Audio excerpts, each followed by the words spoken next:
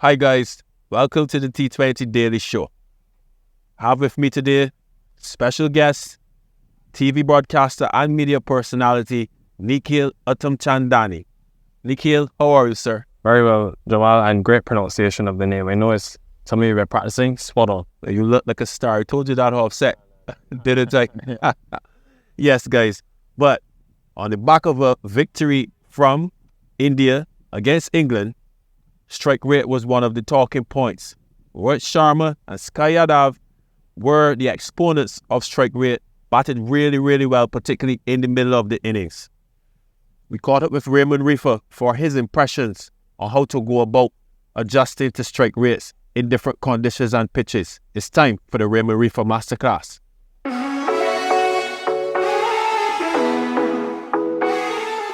How do you maintain your strike rate in white ball cricket? So especially in those middle overs where it's quite difficult, where there's a lot of spin and stuff, you just try to play strong cricket shots to get the ball, stroke the ball down to long on, stroke the ball down to long on, or hit the gaps between cover and the wicket by playing strong cricket shots. You use a sweep shot. If you reverse sweep, you use your reverse sweep. But I just try to keep it very simple and not complicate it. And just be clear in what I want to do in terms of what's my plan against the bowler, how am I going to score against him. And if you, say for example, you've hit a 4, you've hit a 6, are you one of those, right, now I want a single, I'm looking for a single, or you want to get a strike, or how do you play that situation? I just keep going, to be honest, because I don't try to limit myself, because sometimes you can hit a 6 or a 4 and then you still get another ball you could put away. But because you limit yourself in the mindset, you just probably just hit it for one, or you don't make the best contact. You even get out sometimes because the ball is there to hit. And because you were in such a negative frame of mind, you didn't make the best contact with the ball. So it's just try to play each ball on its merit. Naturally, when I bat in white ball cricket, the first thing I do is look to hit a boundary. I look to hit a 6, so if I can't get a 6, I try to hit a 4. If I don't get a 4, I try to come down 3, 2, 1, you know, like that. Always thinking positive. Always thinking positive. Looking at the gaps. If you can't hit a 4, and then just, you're running hard. Nice, okay, cool. And what if you don't get off the mark with a boundary? Are you you're still staying calm, or how are you? Yeah, you just try to stay calm, because at the same time, you know, we as batsmen, we train hard, the bowlers train hard as well. Some days it'll be your day, some days it'll be their day. So you know, you just try to take it as deep as possible. If you're not timing the ball as good as you would like on the day, but then you just try, instead of trying to force to hit boundaries and stuff and give away a wicket, you just try to go a little deeper until you start to time the ball, and then you gradually just build up from there. Nice. And in run chases as well, I guess you have to play a situation, say you need 80 or 40 or whatever, example, that's probably a bit easy, but maybe 90 or 100 or 40, you got to really sort of work out where you're trying to hit the ball, right? Your hitting zones. What are your hitting zones, would you say? I generally hit from like cover to my wicket.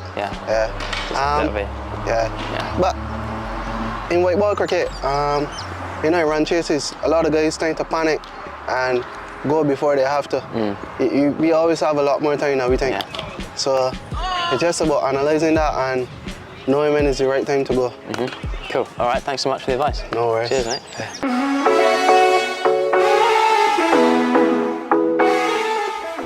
Insights from Raymon Reifer on strike rotation. Question to you, you've been working the World Cup for its duration. I understand you have a role in the finals as well.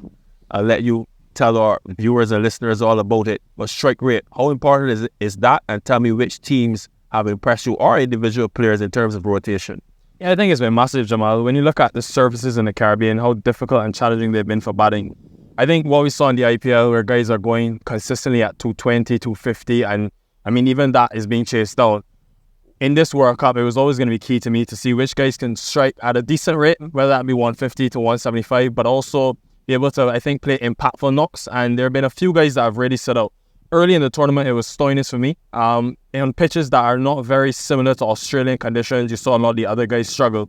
He was able, in Kensington Oval against Oman, to bail them out, get a big half century against England. He got runs, Scotland as well. So it was really impressive to see how he was able to battle challenging conditions. And then recently in this tournament, Rohit Sharma. I mean, the transition he's made, he said he was going to make a difference after that 2022 T20 World Cup when they were knocked out by England. For me, he's been the reason why they're now in the final, because the way he's been able to just be selfless at the top of the order, and it's come off. I mean, 90 odd against Australia in good conditions, but the not against England, that 50, straight rate close to 150. I thought just the selectiveness in the power play, choosing the right deliveries on a very difficult surface, it was probably a difference-making knock. So, been excellent to watch those two guys. Team perspective, maybe the USA. I really like the focus on the running between the wickets, had a conversation with Short Lawn. It's something that they worked on really hard, knowing the conditions in the US and the Caribbean. And I thought they just focused on the things that maybe some teams may not pay as much attention to, intensity in the field, the running between the wickets, but I love to see in the middle how much they were able to turn things over. Beautiful. So, guys, strike rate is important. Nikhil spoke to Rohit Sharma. We still are Rohit Sharma because we know India is now in the finals. There's a sea of blue in the Caribbean. I don't know if you got a chance to see the game at Kensington Oval, but there was a sea of blue in terms of the Indian fans. But they'll certainly be back for the finals. That sea of blue, Carlos Brathwaite, told us all about the joy of playing around the Indian fans. Let's hear what he had to say.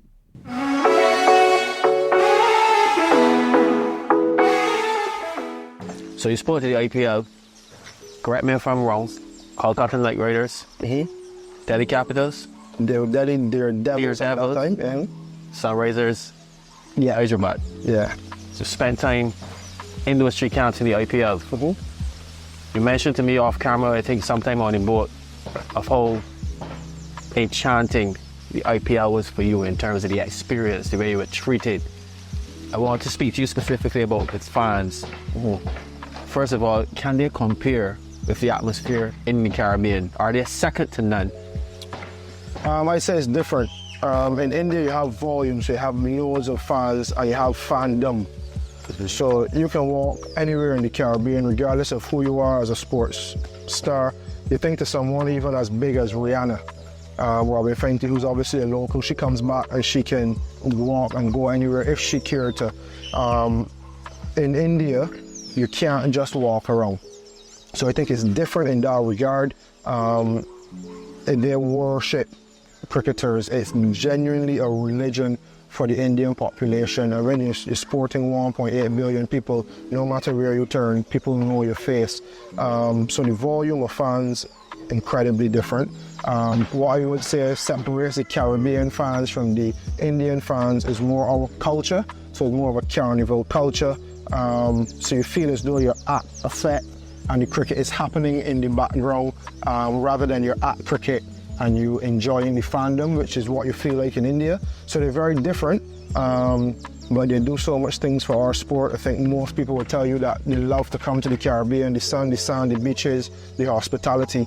And players will tell you how daunting a task it is playing in front of a full Eden Gardens, a full stadium in Mumbai, a full stadium in Chennai, hearing the fans roar, and how much it elevates your career and it elevates your mentality, because you feel as though if I can get past that and nail my skills to the best of my ability, then when I come back to 10,000 and 5,000 persons, I feel as though I'm under less pressure. So I think it's a real pressure cooker atmosphere playing in front of the fans in India, but they receive you so well, they treat you so well, and it's a pleasure to play in both places, albeit the fandom is slightly different.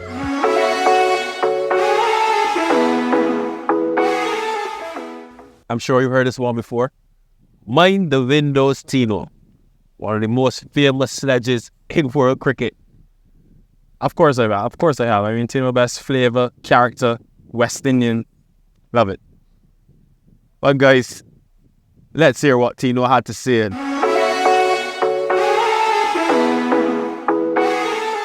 Tino Best is not Malcolm Marshall. However, Tino Best is Tino Best. Absolutely. Know what you're known for. It'd be remiss of me not to get the fans to have a snapshot into Mind the Windows. Yeah.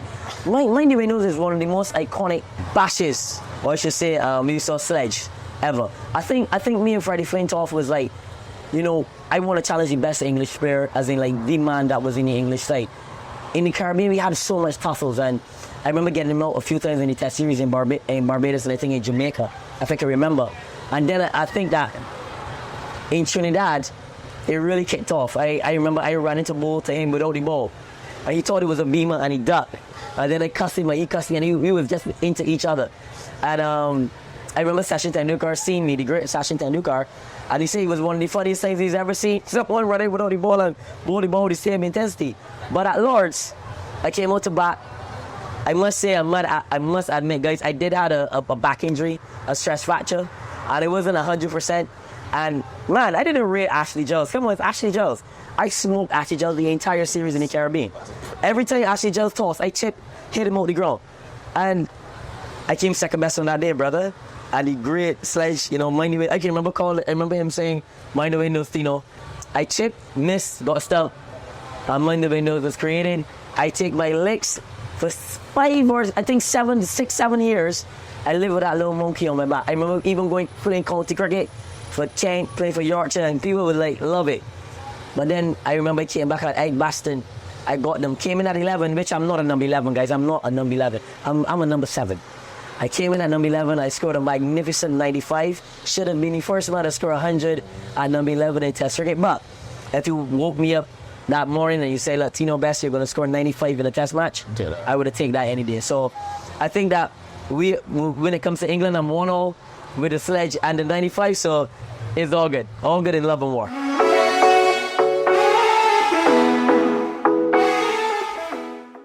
The final two are set at the Kensington Oval in Bridgetown, Barbados. It's time for your predictions.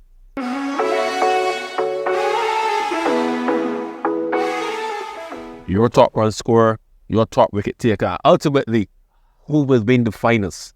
Yeah, it's a tough one. I think conditions in Barbados, as you know, has been quite unpredictable.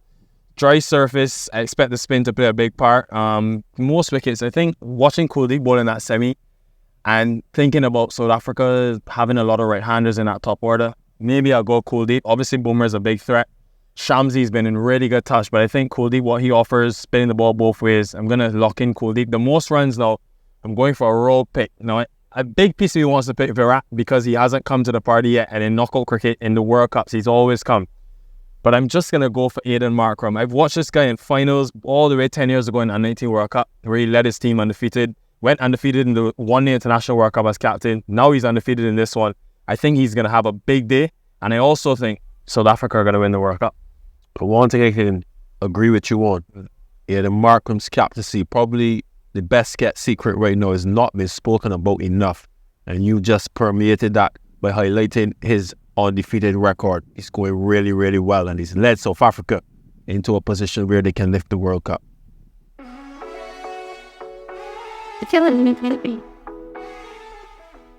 Nikhil, thanks for joining me on today's show.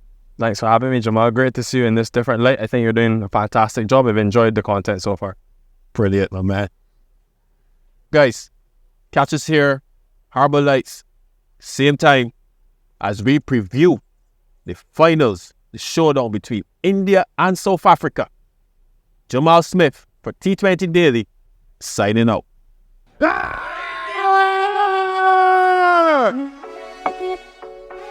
Excuse me. Being good at this,